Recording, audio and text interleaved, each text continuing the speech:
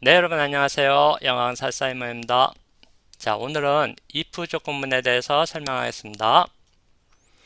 여러분들이 영어를 배울 때 가정법이라는 이름을 많이 들어보셨을 텐데요. 저도 한국에 있을 때 가정법이라는 이름으로 영어를 배운 적이 있는데요. 근데 그 가정법을 외국에서는 if 조건문, 그러니까 conditional sentence라는 이름으로 부르고 있는데요. 이 두 가지는 이름은 서로 틀려도 배우는 전체 내용은 서로 비슷합니다. 이 if 조건문은 실현 가능성이 높은 경우 두 가지와 실현 가능성이 낮은 경우 두 가지로 구분할 수 있는데요. 오늘은 실현 가능성이 높은 경우만 설명해 드리고 다음 시간에는 실현 가능성이 낮은 경우를 설명해 드리겠습니다. 먼저 if 조건문의 문장들을 보여드리겠습니다.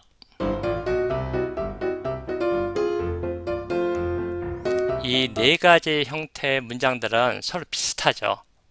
그런데 자세히 보시면 뭔가가 다르다는 것을 느낄 수 있을 텐데요. 자, 이와 같이 각 문장의 동사들이 서로 다르죠. 동사들이 다르다는 것은 문장의 뜻도 다르다는 것을 나타냅니다. 이 네 가지 문장은 크게 두 가지로 구분할 수 있는데요. 첫 번째, 두 번째는 실현 가능성이 높은 if 조건문에 해당되고 세 번째와 네 번째는 실현 가능성이 낮은 if 조건문에 해당되는데요. 자, 그런데 오늘은 이 1번과 2번 실현 가능성이 높은 if 조건문에 대해서 설명해 드리겠습니다. 먼저 첫 번째 if 조건문. 이 조건문은 일반적인 사실을 표현할 때 사용되는데 예를 들면은 아기들이 배고프면 울어. 아기들이 배고프면 운다는 것은 일반적인 사실이죠. 그래서 if babies are hungry, they cry. 이와 같이 표현할 수 있는데 일반적인 사실은 동사를 항상 현재로 표현되어야 되는데요. 그래서 are와 cry가 현재 시제로 표현됐습니다. 이 문장은 중간에 콤마가 있는데 콤마를 기준으로 해서 앞부분과 뒷부분 순서를 바꿀 수 있는데요. 그래서 babies cry if they are hungry. 이와 같이 콤마 뒷부분이 앞으로 오고 앞부분이 뒤로 갈 수 있습니다. 그리고 이때는 콤마를 사용하지 않습니다. 충분한 시간이 있으면 TV를 봐. 충분한 시간이 있으면 항상 TV를 본다는 것은 하나의 습관이면서 일반적인 사실이죠. 그래서 If I have enough time, I watch TV. 이와 같이 표현할 수 있는데 일반적인 사실이니까 have와 watch가 현재 시제로 표현됐습니다. 그리고 이 문장은 I watch TV if I have enough time. 이와 같이 순서를 바꿀 수가 있죠. 너무 많이 먹으면 뚱뚱해져. 이 내용도 일반적인 사실이죠. 그래서 If people eat too much, they get fat. 이와 같이 표현할 수 있습니다. 자, 이번에는 두 번째 if 조건문. 이 조건문은 미래에 발생할 가능성이 많을 때 그때 사용이 되는데요. 예를 들면은 내일 비가 온다면은 집에 머물 거야. 내일 비가 올 수도 있고 안 올 수도 있는데 만약에 온다면은 집에 머물 가능성이 많다는 얘기죠. 그래서 If it rains tomorrow, I will stay home. 이와 같이 표현할 수 있는데 여기서 주의할 점은 비가 오는 것도 미래고 집에 머무는 것도 미래죠. 그런데 비가 오는 것, rains는 현재로 표현됐죠. 왜냐하면은 if절에 있는 동사는 미래 시제가 아니라 현재 시제로 표현되어야 합니다.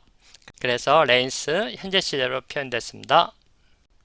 그리고 will 대신에 may나 might, can, should 이와 같은 조동사를 사용할 수 있는데요. 그 예문은 뒤에서 보여드리겠습니다. 충분한 시간이 있으면은 오늘 밤에 TV를 볼 거야. 만약에 충분한 시간이 있다면은 오늘 밤에 TV를 볼 가능성이 많다는 얘기죠. 그래서 If I have enough time, I will watch TV tonight. 이와 같이 표현할 수 있죠.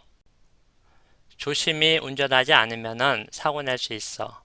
만약에 운전을 조심하지 않으면은 사고 낼 가능성이 많다는 얘기죠.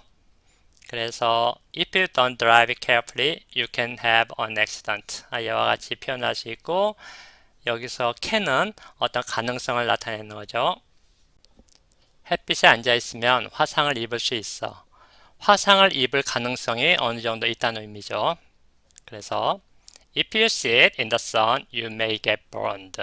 이와 같이 표현할 수 있는데 여기서 may는 어떤 가능성을 나타내는데 can보다는 약한 가능성을 나타냅니다.